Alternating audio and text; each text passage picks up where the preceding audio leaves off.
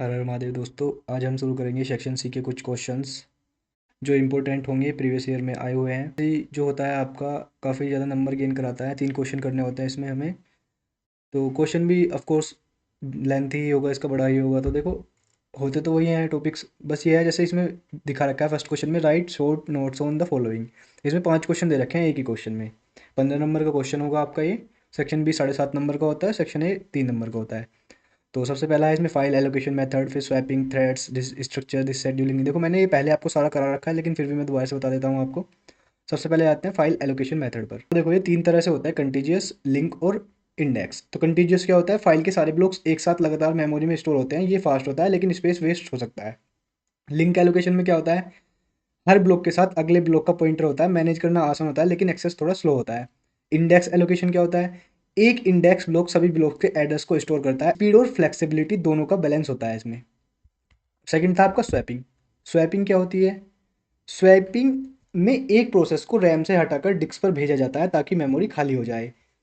आसान भाषा में देखें तो जब रैम कम पड़ जाती है तो कुछ प्रोसेस को टेम्परेरी बाहर भेज दिया जाता है और जरूरत पड़ने पर वापस लाया जाता है, इसे बोलते हैं स्वैपिंग। थ्रेड्स।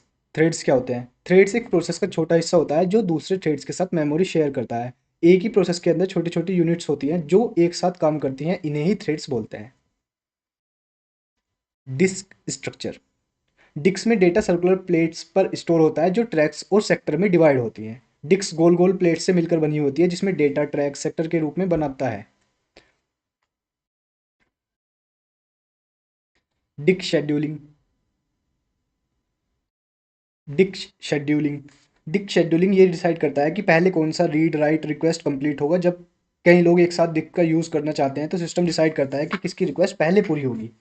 अब इसमें कई तरह की एल्गोरिदम होती है, FCFS होती है। जो रिक्वेस्ट पहले आएगी उसे पहले सर्व करते हैं, फर्स्ट कम फर्स्ट सर्व, जिसकी बारी पहला उसका काम पहले। फिर होता है SSTF, shortest seek time first. जो रिक्वेस्ट हेड के सबसे करीब है उसे पहले सॉल्व करते हैं, जहां डिस्क का पॉइंटर सबसे पास है उस रिक्वेस्ट को पहले पूरा करते हैं। फिर होता है scan and look algorithm. Disk head एक डायरेक्शन में चलता है और सभी रिक्वेस्ट कंप्लीट करता है, फिर डायरेक्शन चेंज करता है, जैसे लिफ्ट काम करती है, एक साइड सभी रिक्वेस्ट पूरा करके फिर दूसरी साइड जाता है। सेकंड क्वेश्चन है आपका, what is deadlock? Explain the necessary condition for deadlock occur with sustainable example, describe the different method to prevent and avoidance of deadlock. Deadlock के बारे में बताना है इसमें कंप्लीट। सबसे पहले देखते हैं डेडलॉक होता क्या है, डेफिनेशन इसकी। डेडलॉक एक ऐसी सिचुएशन होती है जहां दो या दो से ज़्यादा प्रोसेस एक दूसरे के पास जो रिसोर्सेज है उसका इंतजार कर रही है और कोई भी प्रोसेस आगे नहीं बढ़ रहा। जब हर प्रोसेस किसी रिसोर्स का वेट कर रहा होता है जो किसी और के पास है और कोई भी काम कंप्लीट नहीं होता, इससे डेडलॉक हो जाता है। इसके लिए 4 कंडीशन होती है नेसेसरी। डेडलॉक आए तो ये 4 कंडीशन लिखनी ही है आपको, क्योंकि ये 4 कंडीशन जब होंगी तभी डेडलॉक होगा। इनमें से अगर एक भी कंडीशन नहीं हुई तो डेडलॉक नहीं होगा। सबसे पहला होता है इसमें म्यूचुअल एक्सक्लूजन। हर रिसोर्स एक टाइम पर सिर्फ एक प्रोसेस के पास हो सकता है। फिर होती है होल्ड एंड वेट। प्रोसेस एक रिसोर्स को होल्ड किया होता है और दूसरे का वेट कर रहा होता है। फिर होते हैं नो प्रीम्पशन। रिसोर्स को जबरदस्ती छीन नहीं सकते, उससे प्रोसेस खुद छोड़ेगा। फिर होती है आपकी सर्कुलर वेट। प्रोसेस एक सर्कुलर चैन में रिसोर्सेज का वेट करते हैं। एग्जाम्पल देखते हैं इसका। जैसे P1 के पास प्रिंटर है और उसे स्कैनर चाहिए, P2 के पास स्कैनर है और उसे प्रिंटर चाहिए। तो ये क्या हो गया, दोनों एक दूसरे का रिसोर्स का इंतजार कर रहे हैं, यही है डेडलॉक। ये सिचुएशन कभी सोल्व नहीं होगी क्योंकि दोनों अपना रिसोर्स छोड़ नहीं सकते और दूसरा भी नहीं पा सकते। क्यों? Deadlock prevention. डेडलॉक होने से पहले ही उसकी किसी कंडीशन को तोड़ देना। जैसे होल्ड एंड वेट को रोकिए, सभी रिसोर्सेज एक साथ ही मांगने पड़ेंगे। प्रोसेस तभी चलेगा जब उसके पास सारे रिसोर्सेज होंगे। Use preemption. प्रिम्पशन का यूज कीजिए, रिसोर्सेज को फोर्सफुली ले सकते हैं, अगर किसी और को जरूरत हो तो रिसोर्सेज छीन कर दिया जा सकता है। Deadlock avoidance. जैसे कि स्टेट सेफ का ध्यान रखना, जब तक श्योर ना हो कि सिस्टम सेफ रहेगा तब तक रिसोर्सेज मत दीजिए। सिस्टम को पहले चेक करते हैं कि रिसोर्सेज देने से डेडलॉक तो नहीं होगा। बैंकर्स एल्गोरिदम का यूज करना, ये एल्गोरिदम डिसाइड करता है कि किसी रिसोर्सेज को देना किसी प्रोसेस को सेफ है या फिर नहीं है। जैसे बैंक लोन देते वक्त चेक करते हैं कि प्रीपेमेंट पॉसिबल है या नहीं, वैसे ही ये एल्गोरिदम सेफ स्टेट चेक करता है पहले। अब नेक्स्ट क्वेश्चन है आपका सिंक्रोनाइजेशन से रिलेटेड। सबसे पहले देखते हैं डेफिनेशन प्रोसेस सिंक्रोनाइजेशन की। प्रोसेस सिंक्रोनाइजेशन का मतलब है कि जब दो या दो से ज़्यादा प्रोसेस शेयर्ड रिसोर्सेज जैसे वेरिएबल या फाइल का यूज़ करें तो वो एक दूसरे के काम में इंटरफेस ना करें। एक प्रोसेस दूसरे के काम में दखल ना दे जब तक दोनों सेम रिसोर्सेज का यूज़ कर रहे हैं। क्रिटिकल सेक्शन क्या होता है?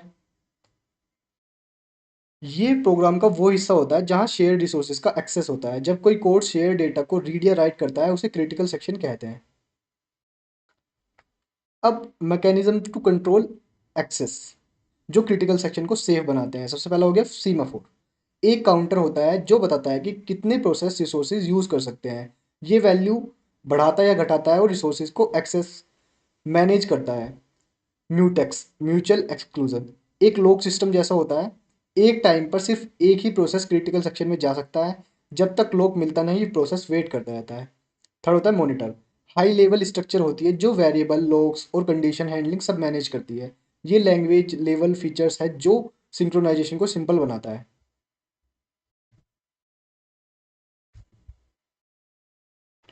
कुछ हार्डवेयर सपोर्टेड सॉल्यूशंस हैं जैसे कि सबसे पहला है डिसेबल इंटरप्ट। जब एक प्रोसेस चल रहा होता है तो इंटरप्ट बंद कर दिया जाता है ताकि कोई दूसरा प्रोसेस उस बीच ना आए। सीपीयू एक ही प्रोसेस पर ध्यान देता है, कोई दूसरा एंटर नहीं कर सकता। सेकंड है आपका टेस्ट एंड सेट इंस्ट्रक्शंस। एक हार्डवेयर इंस्ट्रक्शंस है जो चेक करता है और वैल्यू सेट करता है बिना ब्रेक के। ये इंश्योर करता है कि एक टाइम पर सिर्फ एक ही प्रोसेस रिसोर्सेज ले सकता है। कंपेयर एंड स्वैप ये ऑटोमेटिकली चेक करता है कि वैल्यू क्या है और अगर मैच हो गई वैल्यू तो अपडेट कर देगा। एक ही स्टेप में कंपेयर एंड अपडेट होता है, कोई बीच में इंटरफेस नहीं करता। अब नेक्स्ट क्वेश्चन है आपका। अब फोर्थ क्वेश्चन के दो पार्ट हैं आपका, एक एक पार्ट करके देखते हैं। सबसे पहले देखते हैं operating system as resource manager. तो बेसिक फंक्शन क्या होते हैं इसके ऑपरेटिंग सिस्टम के? मैनेज सीपीयू ओएस डिसाइड करता है कि कौन सा प्रोसेस कब चलेगा, शेड्यूलिंग करता है। मैनेज मेमोरी रैम किस प्रोसेस को कितनी मेमोरी मिलेगी ओएस कंट्रोल करता है। मैनेज स्टोरेज फाइल को रीड राइट और डेटा को डिस्क पर स्टोर करना। Manage input output devices keyboard mouse printer जैसे डिवाइस के साथ कम्युनिकेट हैंडल करना। मैनेज प्रोसेस नए प्रोसेस क्रिएट करना चलाना और ख़त्म करना। अब डिस्क स्ट्रक्चर कैसे दिखा सकते हैं हम? डिस्क कैसे बनी होती है? पहले डिस्क होती है, फिर प्लेटर्स होती हैं, फिर ट्रैक्स होते हैं, फिर सेक्टर्स होते हैं, फिर ब्लॉक्स होते हैं। तो ब्लॉक से मिलकर क्या बनते हैं? सेक्टर्स। सेक्टर से मिलकर ट्रैक बनते हैं, ट्रैक से मिलकर प्लेटर्स बनते हैं और प्लेटर से मिलकर डिस्क बनते हैं। और कैलकुलेट कैसे करते हैं डिस्क के साइज को? नंबर ऑफ प्लेट्स ट्रैक पर प्लेटर सेक्टर पर ट्रैक बाइट्स पर सेक्टर इनको मल्टीप्लाई कर देते हैं तो कैपेसिटी का पता चल जाता है डिस्क की कैपेसिटी का। एग्जाम्पल 2 प्लेट्स हैं, 200 ट्रैक्स हैं, 20 सेक्टर हैं, 512 बाइट्स हैं, तो इन सब का मल्टीप्लाई करके इतने बाइट्स निकल कर आ गए, तो यानी कि ये लगभग 4 MB के करीब है आपकी डिस्क की कैपेसिटी। अब आपका फिफ्थ क्वेश्चन है, इसमें सबसे फर्स्ट है फाइल मैनेजमेंट सिस्टम क्या होता है। सबसे पहले देखते हैं टाइप ऑफ फाइल कितनी होती हैं। आपको भी पता होगा टेक्स्ट फाइल होती है, ह्यूमन रीडेबल होती है जिसमें नॉर्मल टेक्स्ट होता है।